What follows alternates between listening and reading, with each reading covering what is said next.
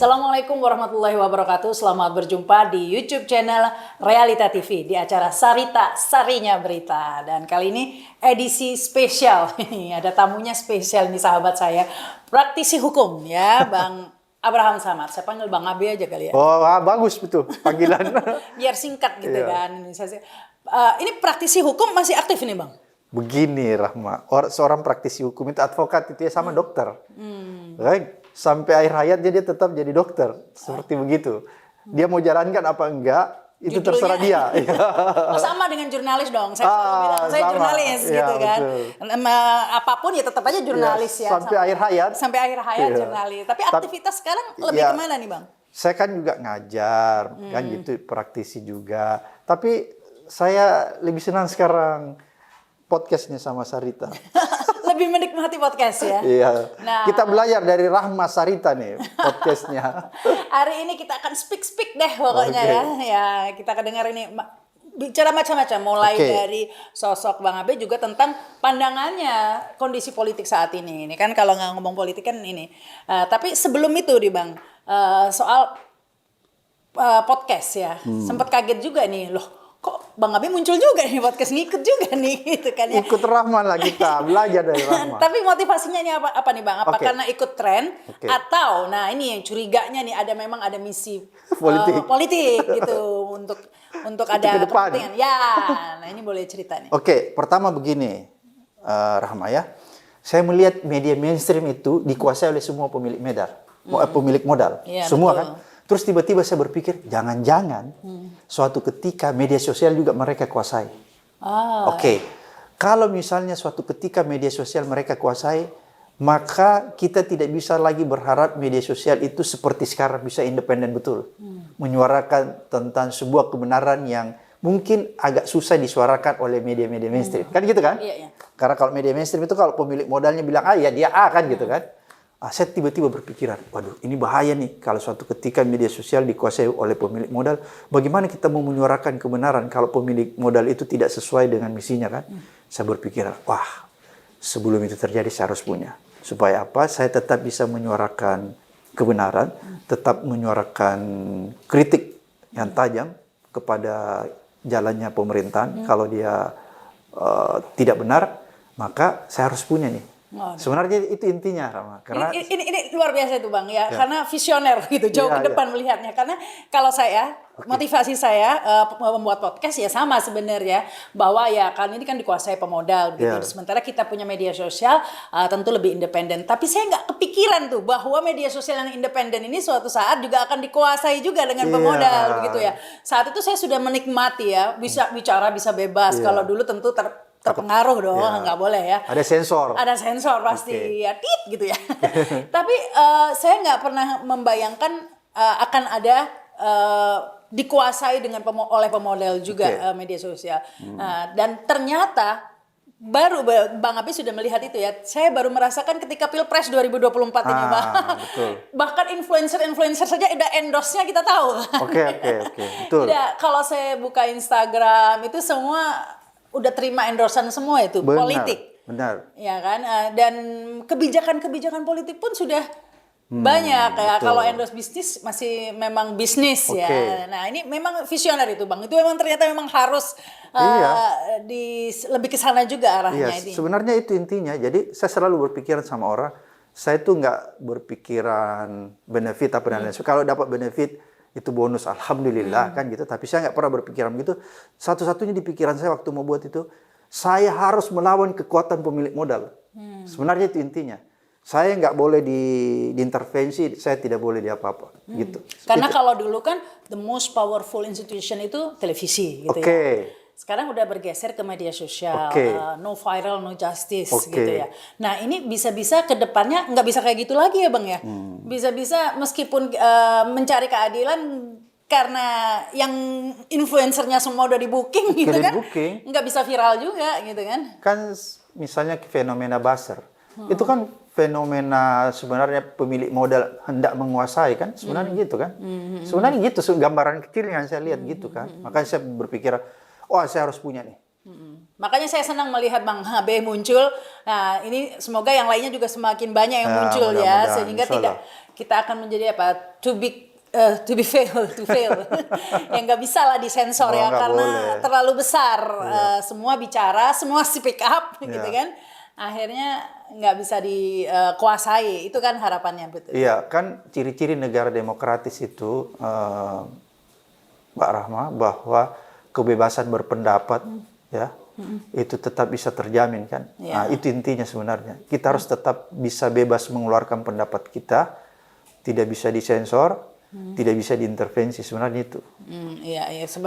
Memang sih kita merasakan meskipun ya banyak juga yang dipenjara ya Iya, gara-gara itu faktanya dengan kan. ya dengan ITE, tapi ya kita masih menikmati ini ya kebebasan berbicara dengan melalui podcast ini. Oke, Gitu. berarti menarik nih Mbak Rahma. Sorry ya, saya potong. yes. Tadi Mbak Rahma bilang kan walaupun faktanya banyak di penjara menggunakan undang-undang ITE, itu berarti negara kita sedang di ujung. Jadi negara yang demokratis, dia sedang di tepi jurang. Kalau saya lihat ya. Sedang menuju. Sedang menuju. Jadi kalau kita tidak jaganya, dia bisa terjun ke jurang nih Rahma. Ini udah di tepi jurang nih. Kan gitu. Jadi kita harus mampu menjaganya kan. Rahma ini kan luar biasa menjaga itu. Amin gitu ya.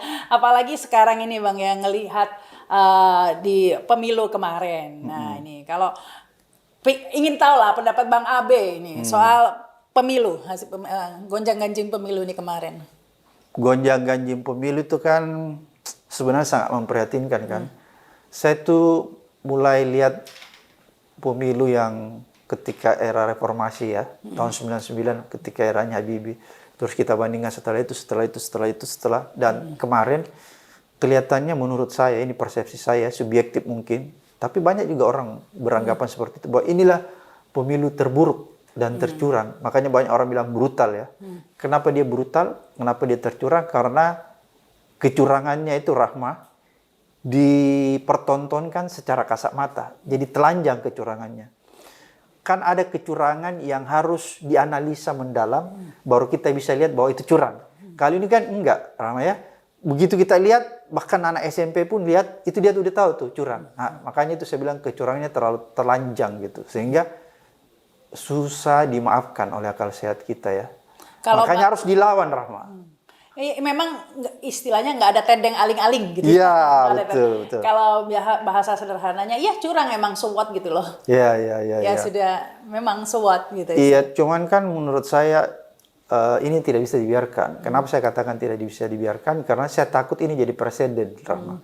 Artinya apa? Kalau ini dia tidak dipersoalkan, tidak dikritisi, tidak digugat, tidak dilawan, maka nanti rejim-rejim berikutnya akan mencontoh dan akan melakukan. Itu kan berbahaya. Makanya kalau itu terus terjadi, ya demokrasi kita pasti terjun bebas ke jurang. Nah, ini sebelum bicara lebih jauh tentang politik nih Bang. Oke. Kembali lagi tadi soal, tadi itu kan bikin podcast untuk berkontribusi membangun demokrasi di Indonesia, begitulah istilahnya. Nah, apakah juga ingin berkontribusi dalam rangka membangun demokrasi ini untuk terjun ke politik begitu nih Bang? Ya, sementara belum kepikiran, tapi tidak menutup kemungkinan Rahma. Kalau saya melihat misalnya negara ini betul-betul sudah tidak memberikan harapan, mungkin suatu ketika saya akan terjun di dunia politik. Apakah sekarang masih ada harapan? Sebenarnya saya mencoba membangun harapan saya, walaupun itu tinggal sedikit sekali Rahma ya. Saya mencoba tetap menjaga optimisme saya, walaupun kalau mau jujur, saya sudah hampir frustrasi melihat keadaan sekarang. Cuman kan kita ini umat beragama ya Rahma ya, dilarang untuk berputus asa. Itulah yang saya pegang, sehingga saya mencoba merawat optimisme saya supaya saya nggak frustrasi. Karena sempat berharap ya ketika Anies kemarin, saya berharap mungkin ini momentumnya. Momentum perubahan. Momentum perubahannya bahwa tidak selamanya oligarki dan penguasa itu bisa mengendalikan, bisa dikalahkan gitu ya.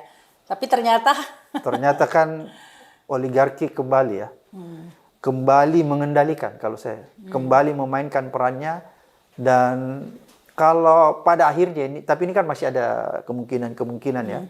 Kalau pada akhirnya endingnya memang ternyata negara ini seperti sekarang yang kita lihat kecurangan nggak bisa dilawan, kebatilan yang nggak bisa dilawan, dan itulah yang menjadi pemenang, maka itu berarti kemenangan oligarki.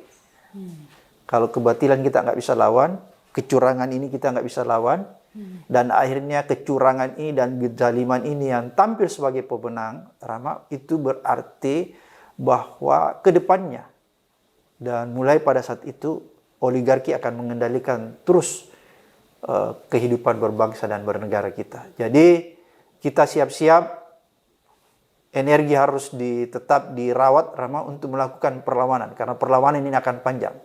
Now or never. Ya, betul sekali. Now or selamanya di bawah kekuasaan. Jadi orang bilang itu, Rama, saya itu memberi judul ya. Ada buku saya, tapi saya belum terbitkan. Perang panjang. Perang abadi. Perang abadi melawan korupsi. Gitu ya. Jadi perang abadi melawan kezaliman ini sebenarnya. Ya, karena nggak pernah berhenti kan, jadi dia abadi perangnya. Tapi yang penting memang melawan dulu, Itu melawan yang dulu yang penting ya. Kita dulu dijajah 350 tahun. Iya kan, malu kita sama pendahulu kita, masa dia bisa bertahan kan? Ya, dengan peralatan apa adanya. Tapi melawan, tetap melawan ya. Itu yang penting. Meskipun akhirnya kalah juga, Diponegoro kalah, Nggak Cut Nyak kalah gitu. Tapi melawan ya. Kan begini, Rahma ya. Setiap perjuangan itu yang kita lakukan, jangan pernah sekali-sekali kita berpikir tentang hasilnya. Kalau kita berpikir tentang hasil dari sebuah perjuangan yang akan kita lakukan, maka pasti kita tidak akan melakukan perjuangan. Karena kita pikir, nggak mungkin nih, pasti kalah. Satu, kemudian apakah kemenangan ini saya bisa nikmati? Jangan sampai kemenangan ini nanti saya sudah nggak bisa nikmati. Pasti kita mundur kan? Oleh karena itu, menurut saya perjuangan atau perlawanan ya, perlawanan dan perjuangan itu harus terus dilakukan tanpa memikirkan hasilnya. Biarkanlah hasil dari sebuah perlawanan dan perjuangan itu menjadi wilayah Allah Subhanahu wa taala yang menentukan, bukan kita. Kita serahkan aja di atas supaya kita tetap terus berjuang, punya semangat tetap berjuang. Karena kalau kita berpikir tentang sebuah kemenangan dari sebuah perlawanan dan perjuangan, percayalah Rama, kita tidak akan pernah berjuang. Dan pasti ada keberanian ya. Itu karena begini, kalau dalam perjuangan yang udah pasti, kalau yang pasti menang itu dalam peperangan misalnya yang pasti menang, ya mereka jelas saja udah kekuatannya memang lebih kuat, infrastrukturnya lebih, memang menang begitu. Tapi bagi yang melawan yang masih kalah ini, makanya saya ingin mengucapkan selamat bagi kalian yang semua ya, yang sudah merasa berjuang dalam pemilu kemarin meskipun hasilnya ya belum ya, tapi itu sudah merupakan keberanian tersendiri karena berjuang ketika tahu bahwa tidak mudah juga untuk menang sebenarnya. Oh iya ya, benar. Kan? Hasilnya kan sebenarnya dalam hati kecil kita tahu yang kita hadapi ini siapa begitu kan. Dan kita sudah feeling ya bahwa pasti ada kecurangan yang akan kita hadapi. Tapi karena kita sebelum pemilu kan sudah terjadi kecurangannya ya. Jadi kita sudah bisa memprediksi sebenarnya. Tapi tetap masih melawan. Jadi kita apresiasi semua yang masih tetap melawan dan tidak menyerah begitu ya Bang ya. Dan kita harus memberikan support yang kuat ya bagi teman-teman, saudara-saudara kita yang tetap sampai hari ini terus melakukan perlawanan dan perjuangan. Belum putus asa. Putus, nggak boleh, dilarang itu oleh agama putus asa. Iya, apalagi tadi Bang Abe bilang ya, sebenarnya juga ini bahwa kalau ini terus kita tidak bisa melawan, itu artinya Indonesia jatuh dalam jurang ya, jurang demokrasi begitu. Kalau saya bilang dalam kegelapan sudah. Era kegelapan sudah. Balik ke itu tepat itu terminologi yang Rahma sampaikan, era kegelapan. Iya, sebelum reformasi sudah balik lagi itu ya. Kita kembali, kalau kata Tempo kan kembali ke titik nol, ke titik nol reformasi. Kelihatannya begitu. Kelihatannya kita akan ke sana. Oleh karena itu kita harus mempersiapkan energi kita supaya tidak terbuang percuma untuk mempersiapkan diri melakukan perang abadi. Nah, itu yang saya maksud. Perang abadi melawan kegelapan. Perang abadi melawan kezaliman, ketidakbenaran. Sebenarnya jadi intinya bukan menang atau tidak, intinya jangan menyerah. Jangan menyerah dan terus melakukan perjuangan. Dan tidak perlu khawatir juga meskipun Indonesia memasuki kegelapan tadi ya. Karena katanya biasanya kan hanya dalam kegelapan kita bisa melihat bintang. Gitu di dalam kegelapan kita menemukan cahaya ya, walaupun kecil kayak lilin ya. Tapi kita harus bisa rawat supaya lilin itu tetap menyala. Waduh, ya benar. Jadi tetap harus berjuang gitu. Tapi melihat berjuang nih Bang, partai politik banyak yang, kalau Bang Abe melihat bagaimana nih hak angket dan lain-lain. Arahnya gimana nih arahnya? Oke, saya ini bukan pengamat politik ya, Rahma. Tapi saya orang hukum, tapi banyak mengamati lah ya. Saya agak pesimis ya, saya agak pesimis kalau hak angket ini bisa mulus. Ya, pesimis bisa mulus. Tapi saya juga bukan tidak optimis bahwa angket ini tidak bisa digolkan. Saya tetap ada optimisme, tapi ini perlu ada dorongan, kekuatan kuat dari civil society atau masyarakat madani untuk mendorong terus agar hak angket ini tidak macet di tengah jalan. Kalau misalnya rakyat, masyarakat sivil tidak concern mendorong ini atau seluruh masyarakat tidak mendorong hak angket, saya khawatir dia mati di tengah jalan. Kalau kita cuma berharap hak angket ini bisa lolos, bisa berhasil, karena itu hanya diperjuangkan oleh politisi di Senayan, maka saya khawatir itu tidak akan berjalan. Maka harus ada kekuatan yang kuat dari luar, ekstra parlemen, yang mendorong agar hak angket ini bisa berjalan sebagaimana mestinya. Jadi jangan serahkan sepenuhnya ya hak angket ini untuk bisa lolos kepada teman-teman yang ada di parlemen. Karena itu bisa mati di tengah jalan. Kalau kita lihat tahun reformasi juga nggak ada hak angket itu kan, murni nggak ada partai politik juga gitu kan, Iya, murni itu kan rakyat itu. rakyat kan reformasi kan. Ya, tapi setelah 32 tahun Setelah 30-an, masalahnya. ya betul. Jadi udah giliran Yen Etes nanti.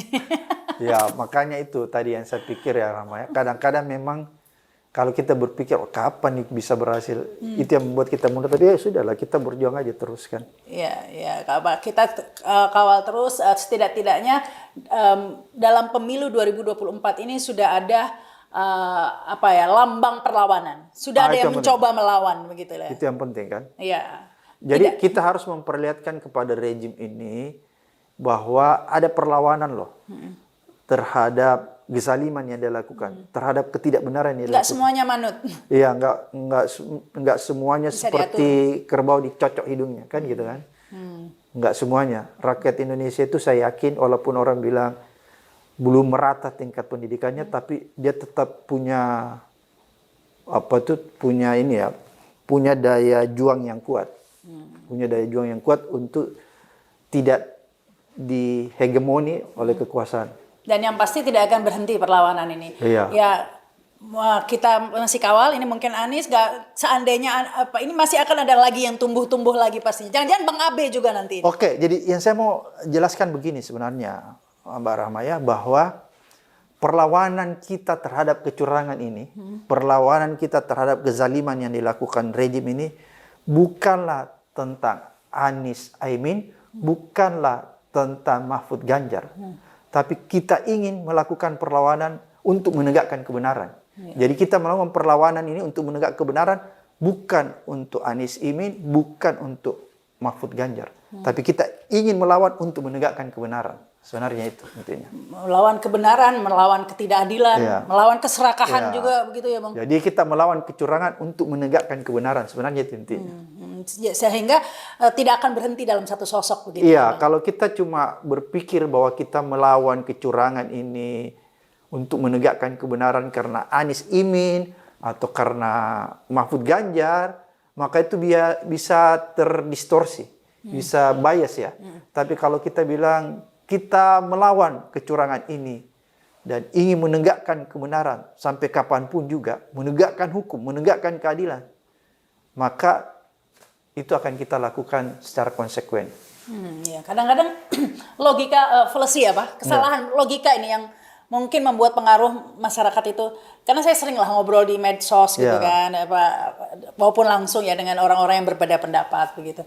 Saya bilang, apa yakin ini bahwa rezim ini memang maksudnya nggak ada yang salah, kok mendukung begitu ya, kok mendukung tidak melihatkah, saya tanya. Melihat, dia bilang. Tapi apakah yakin situ yang sana tidak melakukan hal yang sama gitu. Logikanya seperti itu. Jadi akhirnya membiarkan kejelekan ini, oh ya udah kalau gitu balik aja ke zaman Belanda, saya bilang gitu juga dulu waktu. Jadi mengatakan bahwa seakan-akan sudah tidak ada harapan lagi. Kalaupun ada yang salah dengan rezim ini, toh nanti penggantinya juga akan mengulangi sama aja. Milih siapapun juga kondisinya akan sama. Itu logikanya banyak yang berpendapat seperti itu, Bang. Kalau menurut saya itu logika yang sesat ya. Itu logika orang yang pragmatis menurut saya. Tidak ingin mencoba berjuang. Karena dia sudah berpikiran, begini, begitu. Jadi sebenarnya logika itu harus dibalik ya. Bahwa selalu ada harapan, selalu ada perubahan-perubahan dari setiap rejim yang bisa diharapkan. Yang lebih baik maju lebih ya, baik, enggak kan, ya. akhirnya buruk terus dipertahankan yang buruk ini. Masa Anda harus mempertahankan keburukan? Jadi saya ingin katakan begini, Rahma. Hanya orang yang tertutup hati nuraninya, tertutup akal sehatnya, yang mengatakan rejim ini adalah rejim yang demokratis. Dan baik-baik saja. Dan baik-baik saja, nggak ada masalah. Itu orang yang tertutup hati nurani dan tertutup akal sehatnya. Kalau orang yang punya akal sehat tercerahkan, hati nuraninya terbuka, maka dia pasti bisa melihat bahwa rejim ini adalah rejim yang ingin mematikan demokrasi dan menginjak-injak keadilan rakyat. Iya, Sebenarnya itu. Ya, karena ya tadi itu anggapannya, karena kalau dikatakan bahwa rezim ini tidak baik-baik, rezim ini adalah baik-baik saja, tidak melakukan ini itu tuh sulit dibantah kan. Sejak kasus Mahkamah Konstitusi itu kan bagaimana mau membantah karena terlalu terang benderang sehingga mereka tidak membantah lagi nih Bang. Saya tidak mendengar lagi bantahan. Tapi ya tadi itu, so what aja jawabannya, bukan membantah. Ya memang seperti itu, tapi ini banyak hal yang positif sih ya. Banyak hal yang positif dari pembangunan infrastruktur yang positif dari pemerintahan Jokowi gitu kan biasanya. Ya kita lihat itunya saja. Nah, seperti itu kadang-kadang. Jadi bukannya membantah, kalau membantah susah dibantah, tapi menutup mata lebih tepat ya Bang ya. Inilah yang menurut saya kadang-kadang kita tersesat dalam melihat sebuah pembangunan ya. Kita selalu mengukur keberhasilan sebuah rejim yaitu memakai ukuran pembangunan fisik, infrastruktur yang megah. Ketika itu dibangun, ketika itu bisa dilihat secara kasat mata, maka kita menganggap rejim itu berhasil melakukan pembangunan. Padahal kan pembangunan itu banyak. Yang paling penting sebenarnya kalau kita bicara pembangunan dalam arti non fisik, itu yang penting kan di negara kita. Apalah artinya Anda membangun itu mal-mal, jalan-jalan layang dan lain sebagainya. Tapi Anda tidak pernah membangun dalam arti non fisik, membangun karakter bangsa, membangun humanisme bangsa itu sendiri. Itu kan yang penting kan. Bagaimana bangsa itu merasa adil hidup di negaranya sendiri. Itu kan yang penting. Itu kan pembangunan ya non fisik. Itu kan yang harus dilakukan. Makanya ya sependapat, karena kalau hanya dilihat dari fisik ya Bang ya, masa rezim dibilang berhasil hanya dari jembatan dan lain-lain gitu. Saya bilang, loh kalau gitu berarti yang paling berhasil Dendels dong atau Rafle bangun jalur kereta segala macam. Tapi kan itu buat siapa? Pertanyaannya pembangunan fisik itu juga menguntungkan siapa? Itu juga harus ditanyakan juga ya Bang. Kadang-kadang mungkin bisa menguntungkan bagi rakyat ya. Tapi kan di balik itu kita harus lihat apa motivasinya kan. Kalau motivasinya seperti tadi yang disampaikan, mungkin ada orang yang diuntungkan juga kan. Ya kayak zaman Belanda itu juga membangun banyak Indonesia sebenarnya kan. Betul. Bangun-bangunan. Makanya menurut saya salah juga pandangan kalau selalu menganggap sebuah keberhasilan pemerintah itu diukur dari keberhasilan pembangunan fisiknya. Itu salah besar. Cara berpikir yang sesat. Dan menutup mata atas daya rusaknya. Iya, harusnya kan dilihat juga daya rusak yang ditimbulkan itu sejauh mana kan. Kalau daya rusaknya lebih besar, lebih tinggi, itu kan berarti gagal kan sebenarnya gitu. Tapi Bang, terus terang jujur ini melihat pemilu 2024 ini ya, tergerak nggak nih hati Bang Abe ya seandainya, atau justru sebaliknya malah jadi ciut, kayaknya kalau saya terjun politik kayaknya sistem demokrasi kayak gini pasti ke laut aja nih saya nanti gitu. Atau gimana? Atau malah ingin maju? Benar. Kalau kita lihat sistem politik kita ini, kita pasti mengatakan, ngapain kita terjun dalam dunia politik kan? Dengan sistem politik yang transaksional seperti sekarang. Ini kan politik sekarang kita transaksional banget kan? Pragmatis dan transaksional. Jadi kalau kita melihat begitu kondisinya di lapangan, pastilah kita tidak akan mungkin punya semangat untuk berjuang di jalur politik. Oleh karena itu tadi yang saya sampaikan, Rahma, bahwa untuk sementara saya belum berpikir ke arah sana. dengan melihat situasi kondisi politik Indonesia yang sangat pragmatis, yang sangat transaksional, maka saya nggak berpikir. Tapi kan kita juga tidak bisa menjamin, siapa tahu nanti dalam perjalanan ada perbaikan-perbaikan dan perubahan-perubahan. Kalau ada perubahan misalnya, ternyata politik kita sudah politik yang lumayan bersih, yang berpihak kepada keadilan, berpihak kepada rakyat, maka dalam situasi begitu mungkin itu akan memanggil kita ya untuk bisa terjun secara langsung di dunia politik. Itu yang pertama.